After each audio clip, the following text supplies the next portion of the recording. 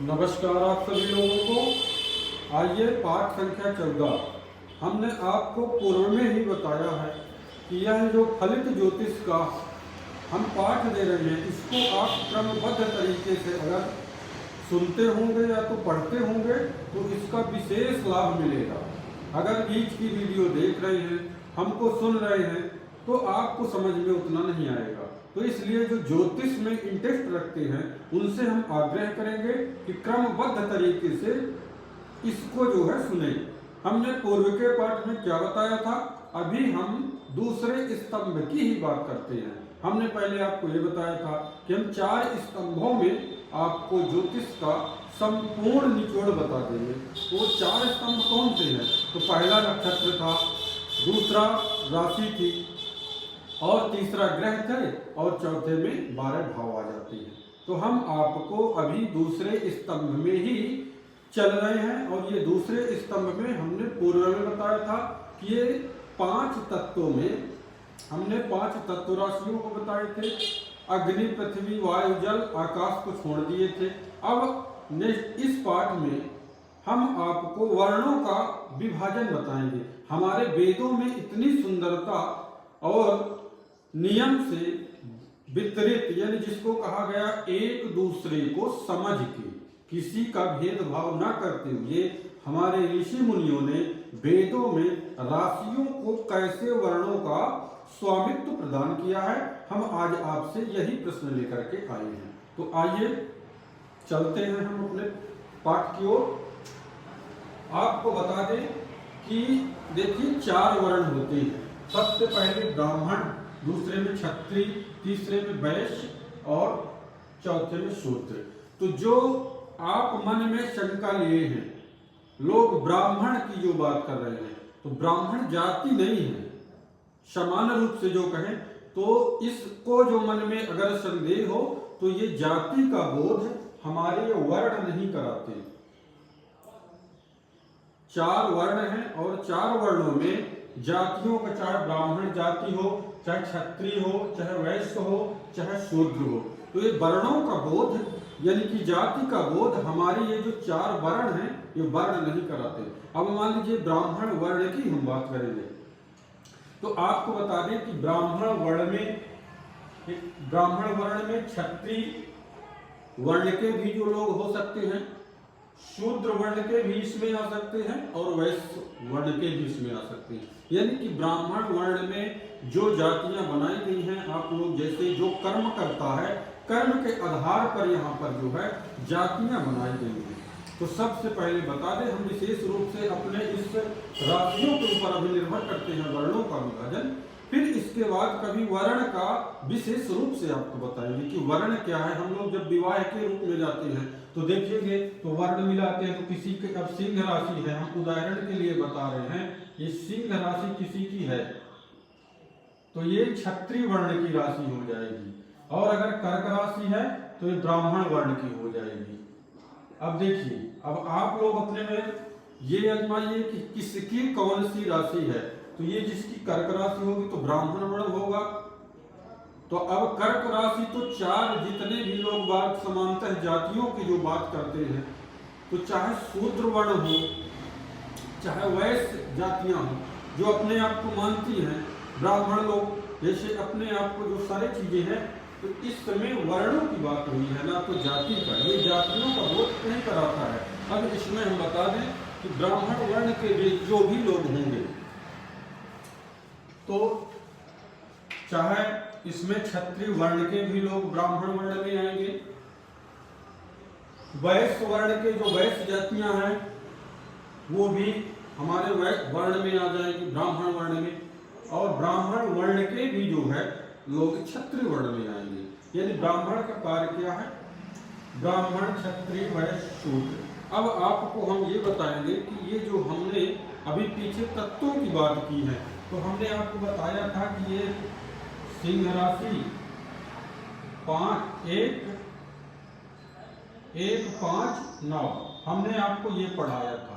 अब 1, 5, 9 अग्नि तत्व की राशि होती है। अब इसमें क्या होता है, प्रतिनिधि यानी क्रोध की बात हुई थी, तो अब ये हमें पता है कि ये युद्ध में जो है अब ये क्षत्रिय वर्ण की होंगी। यहाँ पर आपको वर्ण छत्री लिखा जाएगा, ये छत्री।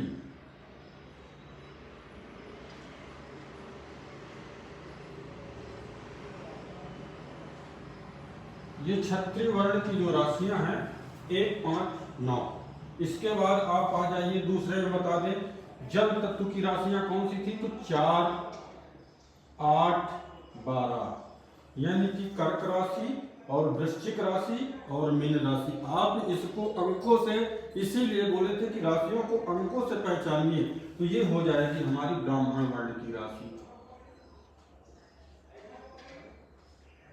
एक ब्राह्मण वर्ण की राशि हो जाएगी। इसके बाद कौन सी राशि आएगी, अग्नि पृथ्वी, यानी कि ये हो गया आपका जल तत्व की। अब पृथ्वी तत्व की, तो ये जो है पृथ्वी तत्व की आ गई 2, 6, 10। अब ये आ जाएंगी वैश्य, ये वैश्य वर्ण में जो है आएगी। तो 2 का मतलब हो गया कर्क राशि, 10 राशि। 6 का मतलब हो गया हमारा जो है कन्या राशि, और 10 का मतलब हो गया मकर राशि। अब ये राशियां हमारी वैश्य वर्ण में आएगी।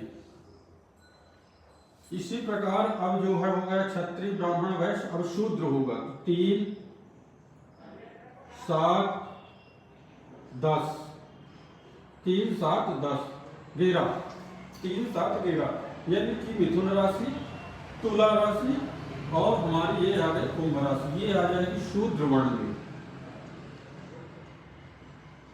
ये आ गया शूद्र वर्ण में। तो ये 4 वर्ण आ गए। अब वर्णों का कार्य क्या है, तो वर्णों से हम बताएंगे कि अब जैसे क्षत्रिय, तो ये युद्ध में यानी कि रणभूमि में क्षत्रिय को क्या कार्य है, तो क्षत्रिय का कार्य है युद्ध, यानी कि जो है लड़ाई झगड़े में निपुण। ब्राह्मण का कार्य क्या है, तो कहते हैं कि ब्राह्मण का कार्य 4, 8, 12, ब्राह्मण का कार्य है अच्छे कार्य करना, यानी कि सौम्यता पूर्वक रहना। ये सीख हमको 4, 8, 12 दे रही है। फिर इसके बाद 2, 6, 10। अब इसमें ये वैश्य यानी कि पृथ्वी है, तो पृथ्वी में कितना भार रहता है। व्यापारियों से आप देखेंगे तो कितनी सुंदर, चाहे उनको कोई नाराजगी बता के चला जाए, चाहे कोई अच्छी बात, वो दोनों में खुश रहते हैं। तो ये जो है कितना भी वर्क होगा इन राशियों के ऊपर, लेकिन वो एक के बाद दूसरा कार्य तैयार है, फिर भी वो नियम पूर्वक कार्य करते रहेंगे। और इसके बाद आ गया 3, 7, 11, यानी कि मिथुन, तुला और ये कुंभ राशि। तो ये जो राशियां हैं शुद्ध वर्ण की हो गई। तो इस शुद्ध वर्ण में क्या हो जाता है कि जो निम्न कार्य करती है, मेहनत, परिश्रम सबसे ज्यादा, उसमें ये आ गया कि हमारी जो है 3 राशियां आ गई। तो हम आपको बता दिए कि ब्राह्मण, क्षत्रिय, वैश्य, शूद्र, ये राशियों का जो विभाजन हुआ। तो यहाँ पर भी देखेंगे तो ये हम आपको बता दें कि ये चर राशि है, ये अचर राशि है, ये द्विस्वभाव राशि है। यहाँ भी देखेंगे तो किसी भी को भेदभाव नहीं किया गया। एक को अगर सौम्य तो एक को जो है क्रूर, ऐसा नहीं। अब इसमें देखिए ये तीनों आ गया, यानी कि आ गया चर, अचर, द्विस्वभाव। फिर इसमें देखिए चर, अचर, द्विस्वभाव। फिर ये है अचर, ये अचर हो जाएगा। फिर ये द्विस्वभाव, ये फिर हो जाएगा अचर, चर। तो यानी कि ये हो जाएगा आपका अचर, ये द्विस्वभाव, ये द्विस्वभाव, और ये हो जाएगा आपका जो है चर। इसी प्रकार यहाँ देखेंगे तो ये हो जाएगी चर राशि, ये हो जाएगी अचर राशि, और ये हो जाएगी द्विस्वभाव। ये हो गया।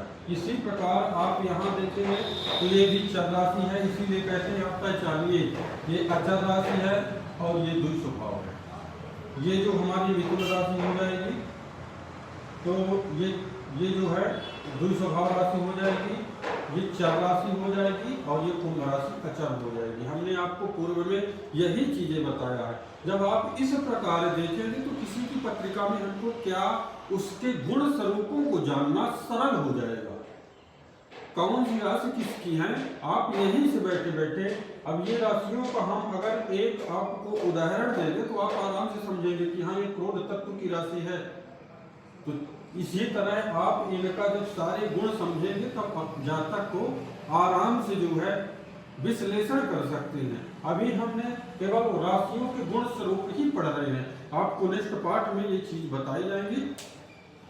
आप देखते रहिए और क्रम से सुनते रहिए। तब तक के लिए नमस्कार।